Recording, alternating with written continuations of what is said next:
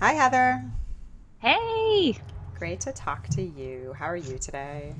good. I'm so excited to be here. It must be warm up there, right? It's getting warmer. Yes, today's a very muggy day. I'm in Windsor, Ontario, so we have a lot of humidity. In July, the hottest month must be July. Or no, is it later in the summer? It's like July and August. Yeah. Yeah. I don't even know what it is today, but it feels pretty warm, but I'm not complaining. Awesome. Well, before we get started, I just want to read your bio so that folks that don't already follow you get a little bit of a sense of who you are, and then we'll sort of dive in. Heather Chauvin has been named the next generation's thought leader in parenting and women's leadership. Her mission is to crack women open to their deepest potential and lead the life their soul craves. She reaches thousands of readers worldwide and leads innovative retreats and coaching programs that teach women to succeed in their most sacred work in parenting and business. Heather's the creator of the new and noteworthy podcast, Mom is in Control, and has also been featured on the OWN Network, Huffington Post, many TV outlets, and all over the media. Through her Courageous Rewrite initiative, Heather has given voice to many humans who have courageously taken inspired action towards creating a life that they're proud of. With wit and wisdom, Yeah. Heather inspires a global community of women to take back control of how they want to lead, work, play, and parent. So walk me back. Tell me how you got here today in Ontario, leading women in the way that you do. Yeah, for sure. So if anyone's watching me, I'm like this and I'm like going back, like doing secret things. My husband was walking by. This is the joy of working from home, right? Yeah, So and it is a joy. people It's a joy every day. It is. And you know what? I'll probably talk about this during our interview, but I'm a huge advocate for energetic time management. And it's just a perfect example of how women, parents, leadership, setting boundaries with the intentional life that we want to live. Something as simple as like, not right now.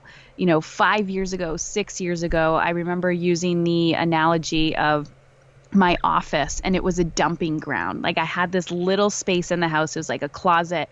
And somehow my desk just kept getting crap thrown on it. And it was like, oh, everybody just put your stuff in that room. I had to declare that space. And it took a while. And I was so angry and resentful of like, keep your stuff out, keep your stuff out. Like this isn't your dumping ground.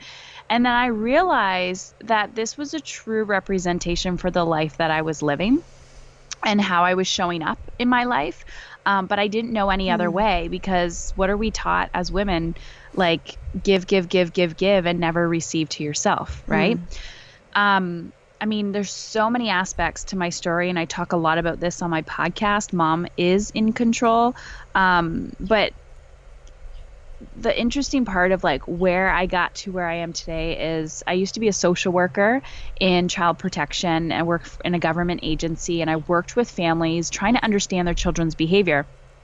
And at the same time, I have three boys. They're now 12, 7, and 4. And my 12-year-old was around 4 years old. He was really struggling with anxiety and anger. And I thought to myself, I'm working in the mental health field, and I still do not understand how to strategically support my son in his emotional development. Like, I have a degree in this. I'm surrounded by all of these experts, and nobody can give me any result, right? I was just speaking to a woman the other day, and she was talking about, she goes, Heather, we've been going to the same psychiatrist for 2 years. And she's like, I'm done talking about the problem. Show me how to change the problem. And he said, look it up on the internet. This was disgusting to me, but this is kind of the reason why I am to where I am today, because I had enough of, oh, it's just a phase, Heather. Oh, like this is what it is. You're supposed to be burnt out, angry, and miserable when you're a mother. You got to hustle, you got to work harder. Pain is gain and all of this stuff. So I started teaching my son meditation. I started teaching him mindfulness. And by taking that simple action and making it a daily routine where at nighttime we would talk about, how do you feel in your mind? How do you feel in your body? Obviously, it's more complex than that, but just utilizing the communication, he developed a language where he could start to tell me what was going on in his body before the tantrums even happened. And then during this process, I was discovering, oh, well, if my son is angry and I don't know how to control my own anger, how am I going to help him control his anger? So I realized I can't be anything for anyone if I'm not willing to do the work myself. And then that just led me down this path of teaching women how to do that, how to co-create our lives with our children, to be extremely intentional with how we want to live, work, play, and parent, the energy we want, the time that we want, the money that we want. Like, I'm so sick of women saying, my husband won't let me, or we can't afford it, or, I'm just the stay-at-home mom, or I don't have time. It's like, guys, we need to really show up in our lives. And that was a huge turning point for me when almost 4 years ago now, I was, busting my ass in my business, coaching parents how to really understand their children. And then I was diagnosed with a stage 4 cancer.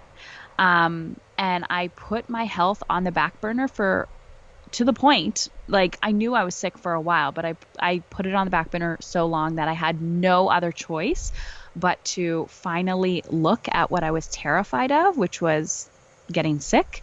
And it really opened my eyes to, Heather, if you really do what society is telling you to do, which is to neglect every need that you have, you're going to die, and then your children are not going to have a mother. And clearly none of us want to be in that situation. So since then, I've completely it's counterintuitive, changed every aspect of my being. Every day I'm consciously creating the life that I want, the life that my husband wants, the life that my children want, because we're collaborating together. It's not just all about me and I want this, so everyone has to do this. It's about having the internal sense of control and freedom. And there's daily challenges and struggles, but now I just feel like I know how to work through that. And so that's where I got today. That's where I am now. And there's a whole bunch of crap in between that I could talk about. So talk to me about kind of the last 4 years of reworking your life to work in a way that is more intentional with who you want to be. Yeah. So the first thing I did, especially when it comes to business, was what kind of business do I want to run? How do I want to help these people? What works for me? What questions are they asking me? So I revamped everything and I said, how do I want to feel every day? How do I want to feel? And a lot of the women that I work with say, feel? What are you talking about? I don't know how to feel. I've numbed myself, right? Whether it's with the emotions or food or TV or too much wine, we're just all numbing ourselves. So I was like, how do I want to feel in my life? And then the next thing I had to ask myself was, what specific, tangible daily actions or weekly actions do I need to take and cultivate in order to feel the way that I want to feel? So an example of this was, I wanted to feel really, really strong in my body, because my body was went through hell. So I started working out, not just, I don't have time to work out. No, working out became a meal. I had to first of all, I had to schedule meals, breakfast, lunch, and dinner, or I would avoid that too. But I had to put working out on my calendar, and then eventually it became a habit, and now it's a non-negotiable in my life. But it's just something, I don't have time for this. It's fit it in, and then realize that you're shifting your lifestyle. And so looking back, what was I spending my time doing? I was living in so much fear, right? Especially when you're building a business or you're in this world of personal development. There's so much going on, and we don't really understand what works for me, what doesn't work for me. So I had to really connect with what feels good to me. And if it doesn't feel good, is it because I'm resisting it, or if it's because it's not in alignment with what I want? So I had to get that self-awareness of what is working for me. Wow. And now I have somebody else coming above me. But that's... Okay, look, I'm on a live interview. I will talk to you. And no, I'm on a live interview. Thank you. Go ask Dad, please. Okay. So that's a perfect example of setting another boundary, working from home while raising teenagers. So when you kind of started to recreate your life, obviously there were many moments where new boundaries had to come in, right? These new negotiables and new non-negotiables and boundaries. How did you sort of figure out, that idea of sort of the big rocks and the little rocks, and you put the big rocks in first instead of putting the little rocks in first? Because then if the rock thing? Yeah, like Okay. the mason jar, the Yes. sand. Okay. Yeah. So how did you figure out what the big rocks are? Because I think that especially when it comes to sort of building a business or running a business, it feels like that sometimes there isn't enough space in the mason jar for all the rocks in the business and in life, right? Yeah. So I'm thinking about this. That's why I'm like, What I have found in my own personal experience is doing the things that I resist the most. Hmm. It might be something like sitting around the pool reading a book. For a lot of people, that's very difficult. And for a lot of people, it's a procrastination strategy. So you have to understand who you are and how your mind works, how your mind and your body and just how you manifest, how that works. So my big rocks were things that I wasn't making time for. And so I challenged myself and I'm like, okay, this week I'm going to challenge myself to do this and then reward myself with this. So it's easy for me to become a workaholic. So I had to put more pleasure into my calendar. And what I mean by pleasure is things that would potentially, or I thought would bring me joy, put those on my calendar first and then reward myself with, you can only check your email once you sit around the pool for 20 minutes. You can only check your email once you go for a run. You can only check your email once you do this. And once I started reconditioning my brain like that, it was showing me, then by contrast, I would be seeing like, oh, interesting. If I eat and then I'm working, my energy is different. If I'm not drinking coffee, my energy is shifted. If I work out in the morning, I'm happier. It's more sustainable throughout the day.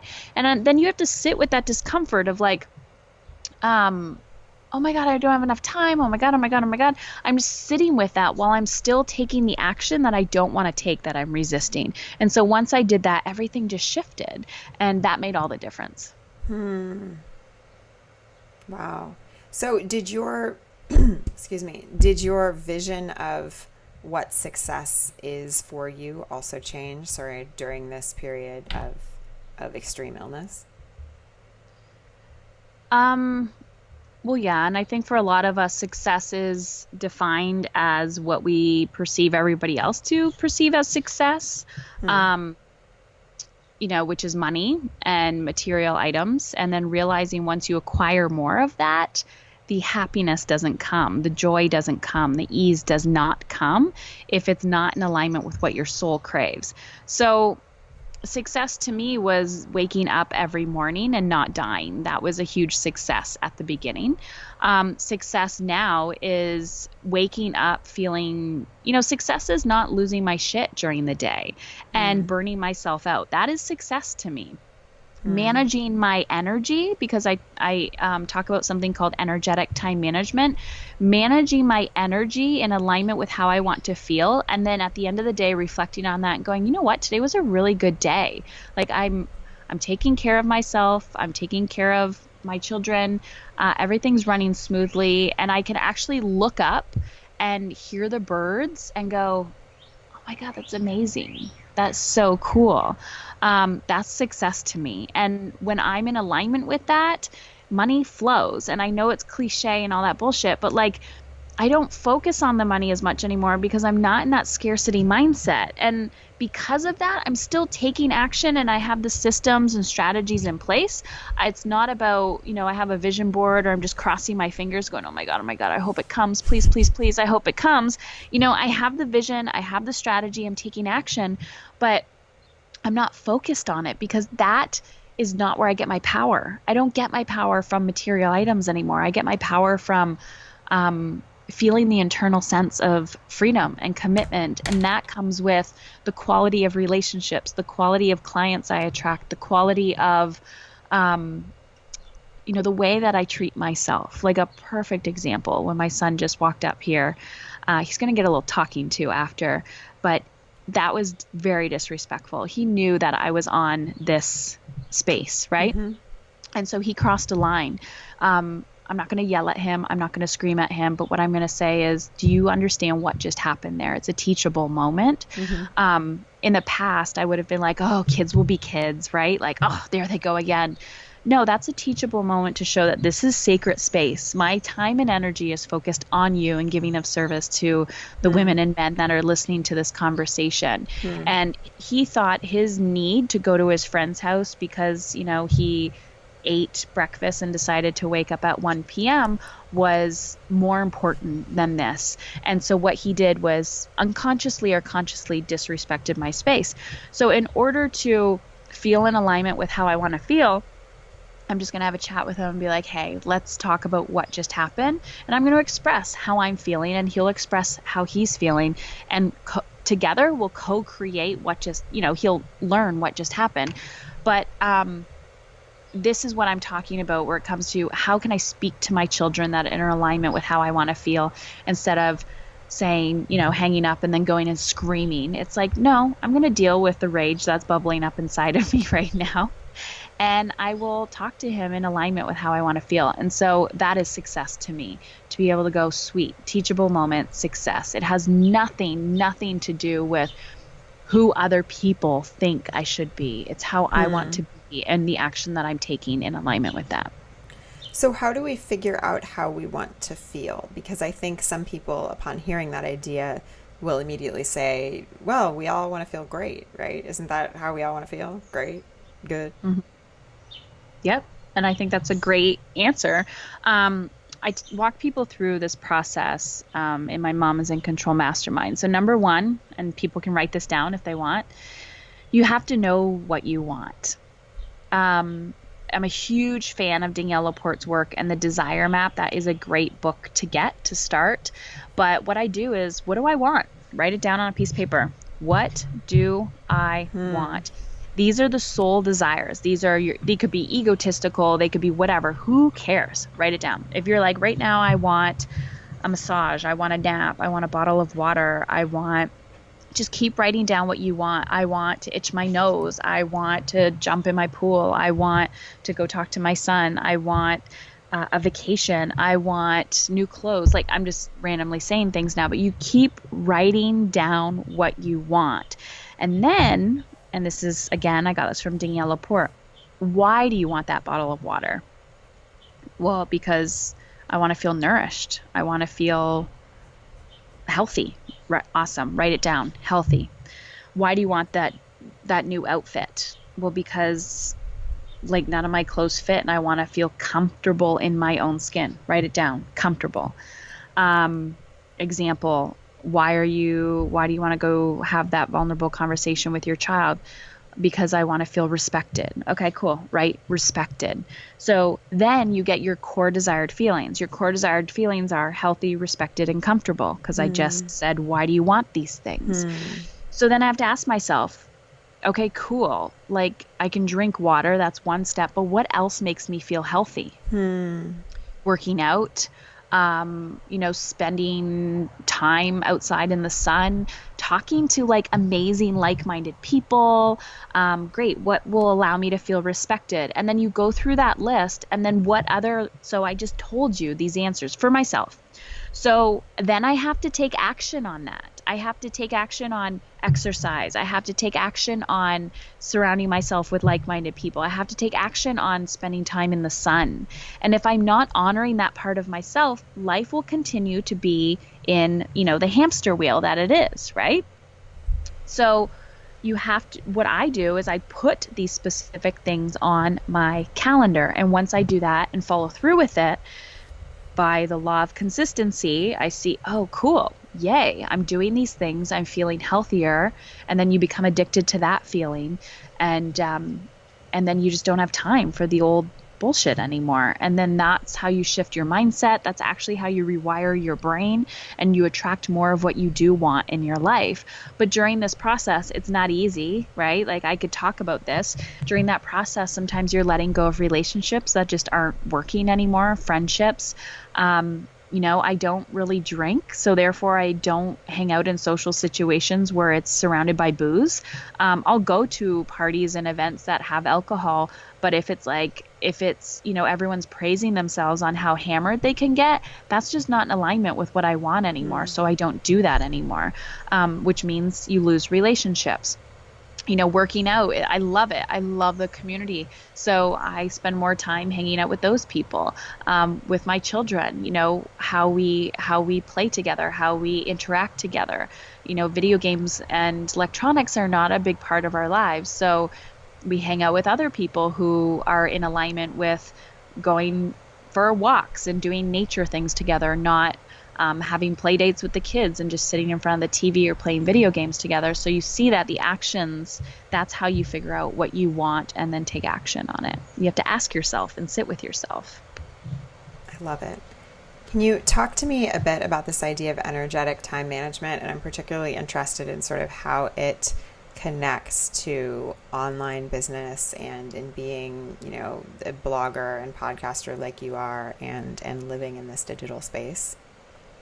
Yeah, so I don't really see that. I mean, energetic time management is kind of just what I explained in regards to, setting yourself up in alignment with how you want to feel. So putting those specific action steps on your to-do list.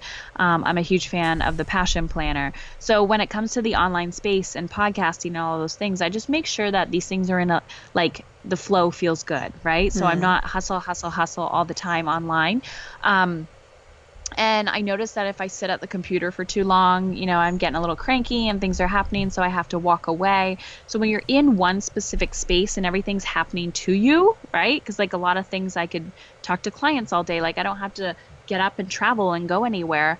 A lot of movement is in my schedule. And so I'm just constantly checking in with myself and going, what do I need right now? How am I going to make it happen within the next few minutes or the next 24 hours? And how do I need to readjust and align my business model to fit the lifestyle that I want to be living? So online, what I do find is, and I've been in this world for long enough to just stop listening to it, but I mean, a lot of people I talk to, they're like, oh, I'm on hundreds and hundreds of newsletters. I'm like, why? Well, I feel like they all have the missing link and they all have the secret and blah, blah, blah. And I said, you have to just get rid of that shit. It's like anything. You acquire too much in your life and then you have decision fatigue and overwhelm. I'm a huge advocate for mentorship. I do not spend a lot of time online looking for all the free things that are going to change my life. I ask myself, what am I needing right now? I'm in the process of writing a book. So I hired a book coach because this is my first book and it's intimidating to me and there's a lot of resistance, and I don't want to spend hours and hours and hours online looking for everyone's free gift that is going to solve my needs. So what do? I look and go, do I like this person? Do I not? I bypass the free gift. I have a, conversation with them and I hire them.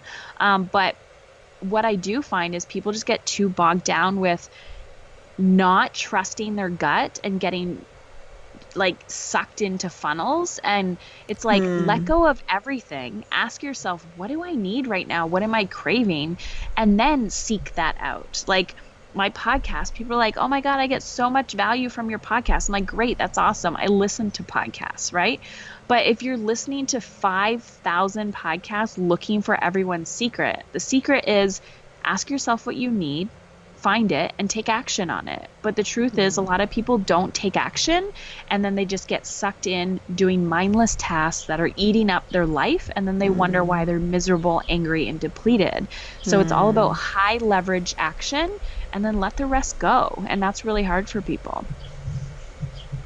You told me a story once about how you were organizing a large online event. I think it was maybe an online summit or something. And this was right before you found out you were sick and you found out you had cancer. and you basically had hired someone in your life to help you organize this, mammoth project behind the scenes. And when you found out you were sick, you basically said, okay, please, solve this for me. And this person did, right? I think this is a powerful story because it kind of gets to the heart of needing to find good people who can support you around you in your business and in your life. But obviously that also requires that you kind of give up control. How has giving up control been a factor in getting in control for you? That's a good one. Okay, so it's funny. So I'll back up a little bit. So people always say, "Oh, mom is in control. That's funny." Haha. And I'm like, it's not about controlling our children. It's about having the internal sense of control. So one, if you feel out of control internally, you will externally try to control people. It doesn't matter if it's in your business, your family, anywhere. Like you will unconsciously try to manipulate people into your way of being.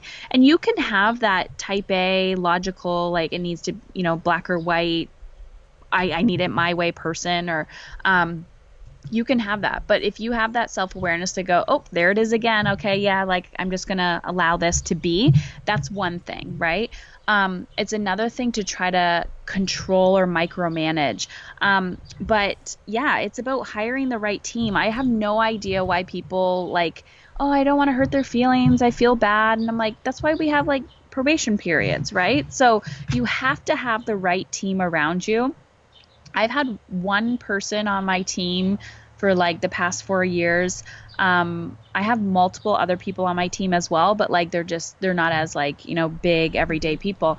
And then sometimes I see people have like 20 team members and they're like, I'm like, why do you have so many team members when you're just doing, your business isn't that big yet, right? So it's being mindful of what do I need in my life and can this person serve it? And not everybody's going to be a right match. I always just think about being an energetic match. Like if it doesn't feel good, there's something out of alignment. If I can't say to my team, like I'm going on vacation and if everything's going to fall apart or like, hey, I have to go get chemo, like I'm not going to be having calls. Like, it's just, I don't know. It's just like how people are. Like, can you take the reins when someone needs to back off a little bit? And it just says a lot about the person. I don't care what your resume looks like. And yeah, I'm just so grateful that I attract those people on my team. But if people aren't working out or they're not getting it, I always just go back and trust my gut and go, does this feel good? Does it not? And every single time it doesn't feel good, but I'm like, oh, I don't want to hurt their feelings. It always comes back and bite me in the ass.